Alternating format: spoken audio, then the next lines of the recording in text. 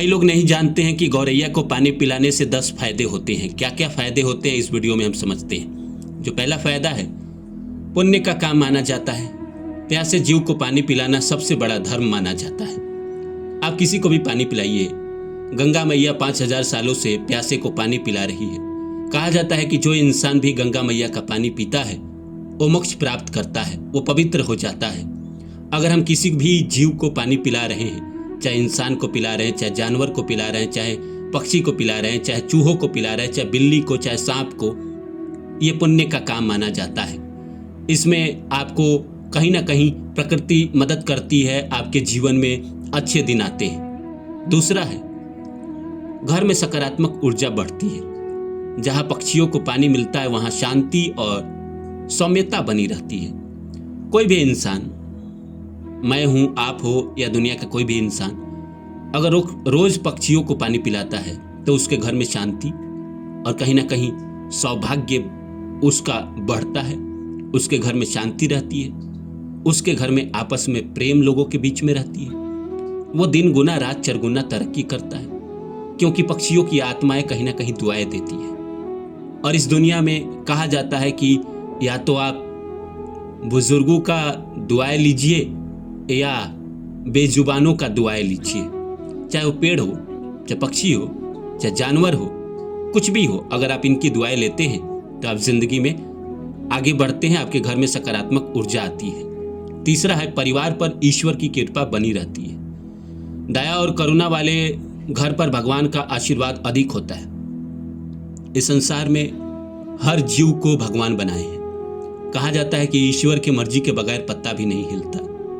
तो इस संसार में कोई भी जीव है, चाहे वो सर्प है, चाहे वो बिच्छू है, चाहे वो चूहा है, चाहे वो बिल्ली है, चाहे कुत्ता है, चाहे चिड़िया है, चाहे गौरैया है, सब ईश्वर के अंश हैं। और जो इंसान ईश्वर के अंश का ख्याल करता है तो वो इंसान भी तो ईश्वर का ही अंश है।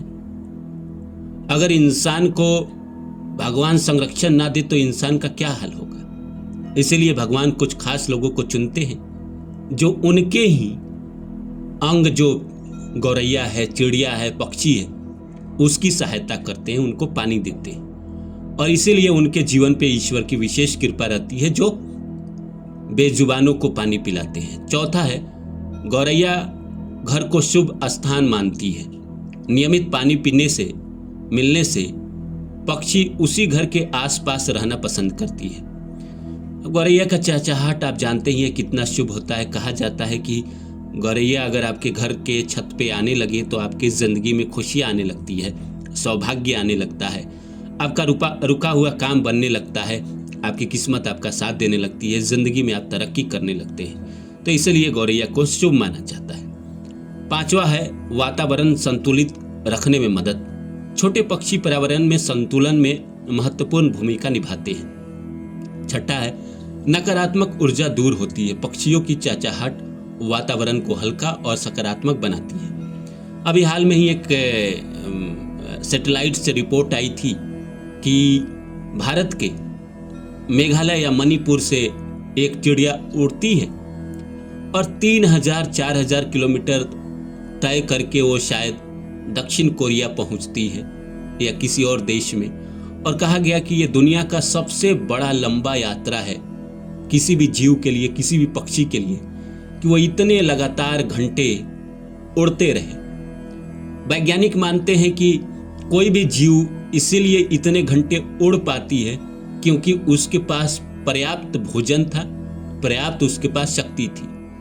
तो कहा जाता है कि भारत के लोग चिड़ियों का जितना ख्याल रखते हैं शायद ही दुनिया में किसी देश के लोग करें। इसीलिए भारत में चिड़ियों का चहचहाट हमेशा सुनने को मिलता है, चाहे वो शहर हो चाहे गांव हो। गांव में ज़्यादा सुनने को मिलता है। छोटे पक्षी पर्यावरण को संतुलित रखने में महत्वपूर्ण भूमिका निभाते हैं। अगर पर्यावरण संतुलित नहीं है तो कहीं ना कहीं इंसान परेशान हो जाएगा। और चिड़ियों की जो चहचहाट होती है नकारात्मक ऊर्जा दूर कर ही देती है। सकारात्मकता आपकी ज़िंदगी में लेकर आती है, आपके जीवन में खुशियाँ लेकर आती है। सातवां है, आपके जीवन में शांति लाती है। पक्षियों की सेवा करने से मन शांत और प्रसन्न रहता है। आज के डेट में हर कोई एंजाइटी में है, डिप्रेशन में है, टेंशन में है, किसी न किसी चीज़ को लेकर परेशान है, करियर को लेकर परेशान है, फाइनेंस को लेकर परेशान है, हेल्थ को लेकर परेशान है, जिंदगी में कुछ नहीं कर पा रहा है उसको लेकर परेशान है, प्यार को लेकर परेशान है, शादी को लेकर परेशान है। और जो इंसान अपने नियमित रूप से पक्षियों की सेवा करता है उसके मन में शांति आती है, संतुष्टि आती है और हमेशा उसका मन प्रसन्न रहता है। इसलिए पक्षियों की सेवा करना जीवन का रोजमर्रे की जिंदगी में ऐड होनी चाहिए। 8वां है कर्म फल में सुधार। जीवों को पानी पिलाना अच्छे कर्मों में आता है जिससे भाग्य बेहतर होता है। हम भाग्य बेहतर करना चाहते हैं पर कैसे होगा भाग्य बेहतर? लोगों की सेवा करें, पक्षियों की सेवा करें, मंदिर विजिट करें, दान करें, असहाय की सेवा करना, भूखे को खाना खिलाना, प्यासे को पानी पिलाना, यही सब तो कुछ अच्छे कर्म हैं जिसको हम करते हैं तो हमारी जिंदगी में कहीं ना कहीं जो हमारे कई सालों से रुकावट चल रहे हैं वो सब दूर होते हैं। एस्ट्रोलॉजर भी यही सब उपाय करवाते हैं। वो कहते हैं कि आटे में चीनी डालकर चिट्टी को खिलाइए, गुड़ डाल दीजिए, पक्षियों को दाना दीजिए, मछलियों को साबुत दाना दीजिए, कुछ ना कुछ ऐसे उपाय बताते हैं। तो हम अगर अपने आप ही करने लगे तो हमारी जिंदगी कितनी बेहतर होगी या नहीं होगी। 9वां है प्रकृति से जुड़ाव बढ़ता है। ये छोटी सी सेवा मन को प्रकृति से जोड़ती है और तनाव कम होती है। और 10वां है गौरैयों की संख्या बढ़ने में मदद होती है।